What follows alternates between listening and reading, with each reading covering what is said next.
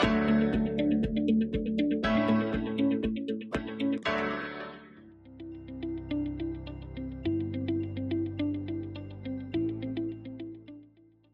को नमस्कार। हिंदी के एक नए वीडियो में आप सभी का हार्दिक स्वागत है।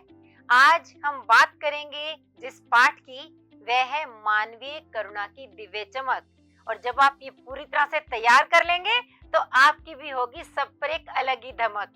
तो चाहते हैं ना आप ऐसा करना? उसके लिए जरूरी होगा कि आपने जैसे इस पाठ को ध्यान से समझ रखा है, उसी के आधार पर इसके प्रश्न उत्तर भी तैयार कर लें, इसके प्रश्न उत्तरों को भी जान लें और सही से उत्तर दे भी पाएं। तो चलिए शुरू करते हैं हम इस पाठ को। और उसके लिए एक नजर हम पहले इस बात पर अवश्य डालेंगे कि मनुष्य में आखिर कौन कौन से गुण होने चाहिए।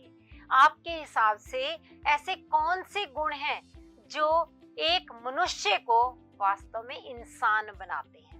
तो अनेक गुण आपके दिमाग में आ रहे होंगे, जैसे उदारता, करुणा, प्रेम, सहानुभूति।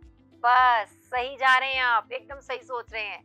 ऐसे ही गुण थे फादर कामिल बुल्के में, और इसी कारण उनको यहाँ लेखक ने क्या कहा था, उन्हें देवदार की छाया के साथ तुलना करते हुए बताया था यहाँ कि उनमें मानवीय करुणा की दिव्य चमक है। और इसीलिए आज प्रश्न उत्तर पर बात करने से पहले एक बार हम जल्दी से नजर डालते हैं कि इस पाठ में हमने क्या जाना था।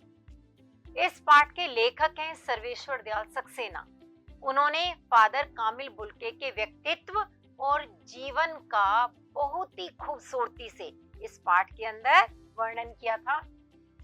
फादर एक ईसाई सन्यासी थे, लेकिन आम सन्यासियों जैसे नहीं थे, बल्कि वे दूसरों के साथ प्रेम संबंध बनाते थे। वे जिसके साथ रिश्ता बनाते थे उसे जीवन भर निभाते थे। तो इस तरह से वे तन से ही सन्यासी नहीं, बल्कि संकल्प से सन्यासी। तो यहाँ फादर कामिल बुल्के की बात की गई, और जिन्होंने भारत को अपनी कर्म भूमि बनाया और स्वयं को भारतीय कहते थे। वे भले ही पैदा तो हुए थे यूरोप के रेम्स चैपल में, लेकिन उन्होंने कर्म भूमि भारत को बनाया था। और यहाँ के जो लोग हैं, जो यहाँ के सन्यासी हैं, उनके साथ रहते थे, जबकि उनकी अपनी जन्मभूमि गिरजों, पादरियों, धर्म गुरुओं और संतों की भूमि कही जाती है। यहाँ आकर के उन्होंने भारतीय संस्कृति को इतने अच्छे से अपना लिया था कि भारतीय भाषा हिंदी को वे राष्ट्रभाषा बनाना चाहते थे। वे हिंदी के प्रचार प्रसार के लिए अनेक कार्य करते रहे, शोध ग्रंथ भी लिखे और अनुवाद भी किए, और अंत में उनकी मृत्यु भी भारत में दिल्ली में हुई थी। तो ये कुछ बातें जो इस पाठ से संबंधित हैं आपको याद आ गई होंगी। चलिए हम सीधे बात करते हैं इसके प्रश्न उत्तर पर। प्रश्न उत्तर दो तरह के आ सकते हैं, एक तो बहुविकल्पी और दूसरी वर्णनात्मक। तो सबसे पहले बहुविकल्पी प्रश्नों की बात करती हूँ मैं। यहाँ आपके सामने एक प्रश्न है, फादर बुल्के की चिंता हिंदी को किस रूप में देखने की थी? याद आ गया होगा, राजभाषा, राष्ट्रभाषा या लोक व्यवहार की भाषा? बिल्कुल सही सोच रहे हैं, राष्ट्रभाषा। चलिए अगला प्रश्न देखते हैं। फादर बुल्के की मृत्यु कहाँ पर हुई थी?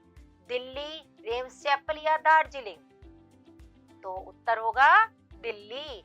अगला प्रश्न, फादर बुल्के का अंतिम संस्कार किस रीति से हुआ था? दफनाकर, जलाकर या पानी में बहाकर? तो इसका उत्तर क्या है? दफनाकर। अगले प्रश्न को देखिए, फादर बुल्के ने किसका अनुवाद किया? बाइबिल का, संस्कृत व्याकरण का या इंजीनियरिंग की पुस्तक का? तो इसका उत्तर है बाइबिल का। अगला प्रश्न, फादर ने मातरलिंक के प्रसिद्ध नाटक ब्लू बर्ड का रूपांतर किस नाम से किया? नीलमणि, नीलपंछी या नीला पक्षी? तो इसका उत्तर है नीलपंछी। अगला प्रश्न, फादर बुल्के ने संन्यास लेने के लिए क्या शर्त रखी? भारत जाने की, इंग्लैंड जाने की या फिर बेल्जियम जाने की? तो उन्होंने शर्त रखी थी भारत जाने की। ये कुछ प्रश्न जो आपके सामने रखे गए इनसे आप समझ गए होंगे कि इसी तरह से अन्य भी अनेक बहुविकल्पी प्रश्न बन सकते हैं, जिनके उत्तर आप अब आसानी से इसी विधि से छांट करके दे सकते हैं। तो चलिए वर्णनात्मक प्रश्नों की भी बात कर लेते हैं। पहला प्रश्न है, फादर की उपस्थिति देवदार की छाया जैसी क्यों लगती थी? देवदार का वृक्ष क्या होता है? बहुत छायादार, सुकून देने वाला। ऐसी ही इनकी उपस्थिति भी लगती थी। तो इसका कारण क्या है कि उनके पोर पोर से ममता झलकती थी। उनकी नीली आंखें हमेशा प्यार भरा आमंत्रण देती थी। देवदार की छाया घनी होती है, जिससे कि थके हुए पथिक को यानी यात्रियों को आराम मिलता है। इसीलिए लेखक को फादर की उपस्थिति भी देवदार की छाया जैसी ही लगती थी। अगले प्रश्न पर पहुंचते हैं हम। फादर बुल्के भारतीय संस्कृति के एक अभिन्न अंग हैं, ऐसा किस आधार पर कहा गया? तो इसका उत्तर क्या होगा? फादर बुल्के 47 वर्षों तक भारत में रहे। उन्होंने राम कथा पर शोध किया। उनका पहला अंग्रेजी से हिंदी का शब्दकोश भी तैयार हुआ और वे हिंदी को राष्ट्रभाषा बनाने के पक्षधर थे। वे चाहते थे कि भारत में हिंदी का अधिक से अधिक प्रयोग हो, पूरे राष्ट्र में प्रयोग हो, और इसीलिए जो लोग हिंदी का प्रयोग नहीं करते थे उन पर फादर को गुस्सा भी आता था। वे भारतीय संस्कृति का एक अभिन्न अंग स्वयं बन गए थे और इसीलिए यहाँ सर्वेश्वर दयाल सक्सेना जी ने भी उन्हें भारतीय संस्कृति का अभिन्न अंग कहा है। आगे बढ़ते हैं हम। पाठ में आए उन प्रसंगों का उल्लेख कीजिए जिनसे फादर बुल्के का हिंदी प्रेम प्रकट होता है। तो ऐसे अनेक कार्य थे जिनसे कि हम उनका हिंदी प्रेम देख सकते हैं। जैसे फादर बुल्के ने पहला अंग्रेजी हिंदी शब्दकोश तैयार किया था। वे हिंदी को राष्ट्रभाषा बनाना चाहते थे और यहाँ के लोगों की हिंदी के प्रति उदासीनता देखकर वे क्रोधित हो जाते थे। इन प्रसंगों से पता चलता है कि वे हिंदी प्रेमी थे, यानी उनके अलग अलग कार्य जो कि हिंदी के प्रति उनका प्रेम दर्शाते हैं। अगला प्रश्न है, पाठ के आधार पर फादर कामिल बुल्के की जो छवि उभरती है उसे अपने शब्दों में लिखिए। ये पूरा पाठ आप पढ़ चुके हैं, आपको पता है उनमें कौन कौन से गुण थे। जो मानवीय गुण उनके अंदर थे उन्हीं की बात हमें यहाँ करनी है। फादर बुल्के एक सरल इंसान थे, उनमें करुणा लबालब भरी हुई थी। वे किसी भी बात पर खींचते नहीं थे, लेकिन अपनी बात पूरे जोश से किसी के भी सामने रखते थे। वे लोगों से दीर्घकालीन संबंध बनाने में विश्वास रखते थे। दीर्घकालीन मतलब लंबे समय तक चलने वाले, यानी जिससे संबंध बनाया उससे समय समय पर मिलना, उनके दुख सुख में शामिल होना, यह उनकी प्रवृत्ति थी। तो अगले प्रश्न की ओर हम बढ़ते हैं। लेखक ने फादर बुल्के को मानवीय करुणा की दिव्य चमक क्यों कहा है? यह सबसे अधिक महत्वपूर्ण प्रश्न है। तो इसका उत्तर होगा, फादर बुल्के के मन में अपने प्रियजनों के लिए असीम ममता और अपनत्व था। यहाँ प्रियजनों से मतलब केवल उनके अपने रिश्तेदार नहीं है, बल्कि वे अनजान लोगों के साथ भी एक रिश्ता बना लेते थे और उनसे इतने प्रेम से मिलते थे कि वे सब भी उनके अपने ही हो जाते थे। तो उन्हीं सभी लोगों की बात है कि वे उनके अपने प्रियजन थे, जिनके साथ वे बहुत अधिक ममता और अपनत्व भरा व्यवहार रखते थे।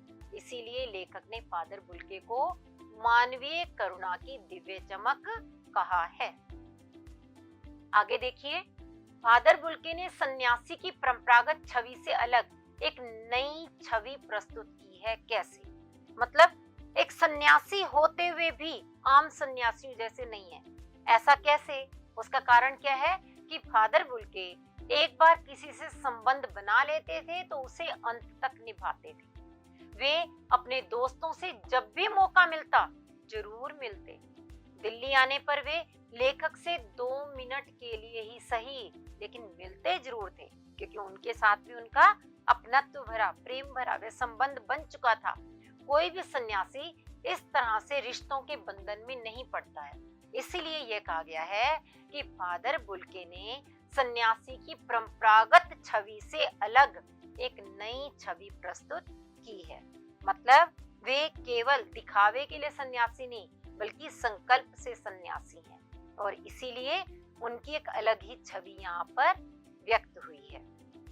तो आपको इन प्रश्न उत्तरों को देख करके समझ में आ चुका होगा कि किस तरह से उत्तर दिए जाने हैं, और आपके लिए कुछ अन्य संभावित प्रश्न भी यहाँ पर रखे गए हैं जिनके उत्तर भी आप स्वयं छांट सकते हैं, सोच सकते हैं। और विशेष तौर पर जैसे ये आशय स्पष्ट करने वाला है, तो पाठ के अंदर से ही है कि नम आंखों को गिनना स्याही फैलाना है। यानी जब उनकी मृत्यु हुई थी तो इतने लोग वहां पर उपस्थित थे कि सबकी आंखें नम थी। यदि उन सभी नम आंखों को गिनने लगे, उन व्यक्तियों को जो कि उनकी मृत्यु पर उदास थे, आंसू बहा रहे थे, उनको गिनने लगे, तो ये मेहनत की बर्बादी होगी और लेखक को लगता है कि स्याही फैलाने वाला काम होगा।